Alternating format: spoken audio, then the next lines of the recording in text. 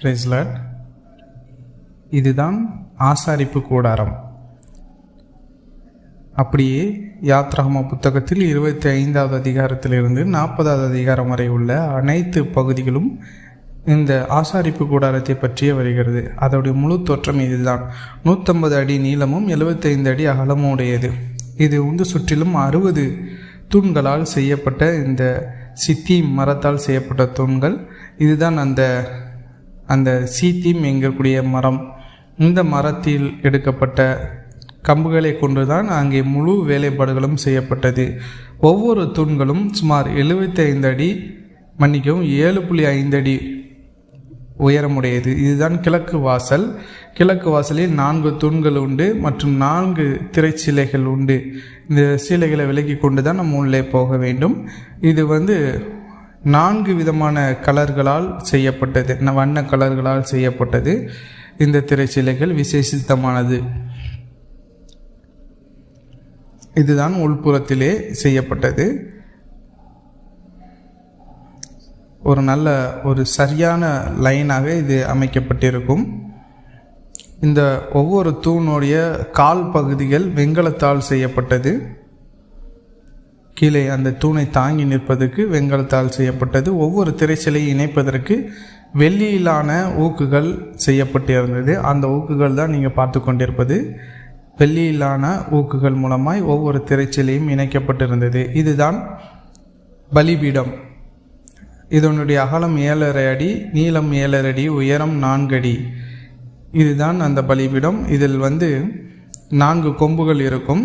இங்கே பலி செலுத்திவிட்டு அந்த இரத்தத்தை இந்த கொம்புகள் மீது பூசுவார்கள். அதற்காக இந்த 4 கொம்புகள் இதிலே உண்டு. இதில் மேலே ஏறுவதற்காக ஒரு படி மாதிரி செய்யப்பட்டிருக்க ரேம்ப் என்று இங்கிலீஷில் சொல்லுவாங்க. அந்த ரேம்ப் செய்யப்பட்டுள்ளது. இதுதான் கால்களை கழுவுவதற்காக வைக்கப்பட்டிருந்ததான வெண்கலத்தாலான உலோகத்தின் பாத்திரம். இந்த பாத்திரத்திலே தண்ணீரை மூன்று தங்களுடைய கைகளையும் கால்களையும் ஆசாரியனும் பிரதான ஆசாரியனும் கழுவி கொண்டுதான் இந்த பரிசுத்த ஸ்தலத்திற்குள் செல்வார்கள்.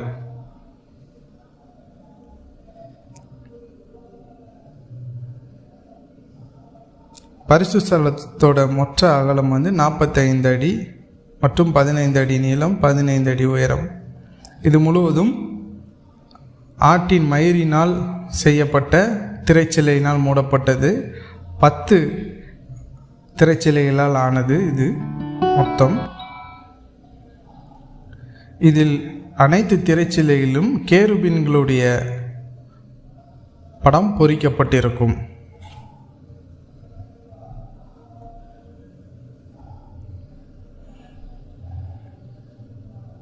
இப்போ நம்ம உள்ளே போகலாம். உள்ளே எப்படி இருக்குன்னு நம்ம பார்க்கலாம்.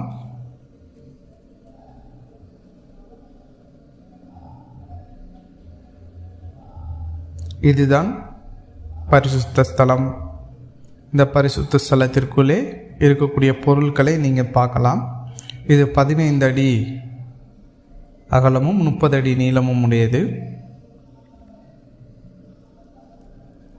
இதற்குள்ளாக அந்த அப்பத்திற்கான ஒரு மேஜையும் தூப வர்க்கம் காட்டுவதற்கான ஒரு மேஜையும் அப்புறம் குத்து விளக்கும் இருக்கும். இதுதான் மேலே போடப்பட்டிருக்கிறதான அந்த திரைச்சீலைகள்.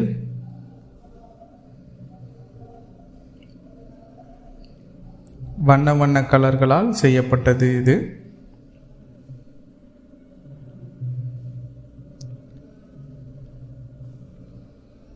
இதுதான் விளக்கு. இந்த விளக்கில்தான் ஒலிவ எண்ணெயை ஊற்றி அந்த விளக்கு அணையாமல் பார்க்கும்படியாக ஆரோனுக்கும் அவருடைய குமாரர்களுக்கும் இரவிலே வேலை கொடுக்கப்பட்டிருந்தது.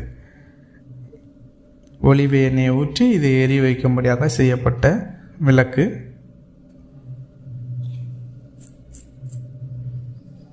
இது அப்பங்கள். 12 அப்பங்கள் இதில் இருக்கும். இதில் 4 விதமான கலவைகளை கொண்டு இந்த அப்பங்கள் செய்யப்பட்டிருந்தது.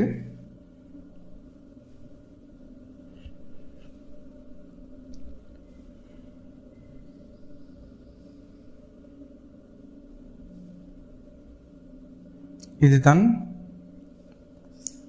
தூபவர்க்கம். 1 அடி அகலம், 1 அடி நீளம், 3 அடி உயரமுடையது. இதிலே விசேஷமாக நல்ல வாசனை திரவியத்தின் மூலமாய் தூபம் காட்டப்பட்டு கொண்டிருந்தது. இது நீங்கள் பார்த்து கொண்டிருக்கும் உடை ஆசாரியர்கள் பயன்படுத்துவது. ஆசாரியர்கள் பயன்படுத்தும் வெள்ளை அங்கி, இடுப்பிலே ஒரு கச்சை இருக்கும், கலர் துணியினால் செய்யப்பட்ட ஒரு கச்சை. இதுதான் ஆசாரியர்கள் பயன்படுத்தியது. இது பிரதான ஆசாரியனுக்கான உடை. இந்த பிரதான ஆசாரியன் தன்னுடைய நீல நிற அங்கியாக இருக்கும், உள்ளே வெள்ளை அங்கி இருக்கும். அவருடைய நெஞ்சிலே 12 கற்கள் பதிக்கப்பட்டிருக்கும். அதில் 12 கோத்திரங்கள் பெயர்கள் எழுதப்பட்டிருக்கும். அங்கியின் முனையிலே மாதுளம்பழத்தோடைய வடிவிலான ஒரு குண்டும் ஒரு மணியும் அதில் வரிசையாக தொங்கப்பட்டிருக்கும்.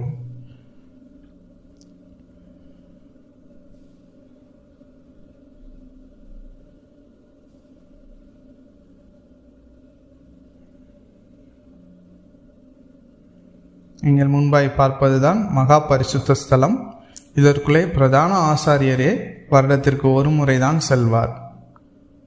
இந்த மகா பரிசுத்த ஸ்தலத்திற்குள்ளாகத்தான் உடன்படிக்கை பெட்டி இருக்கிறது.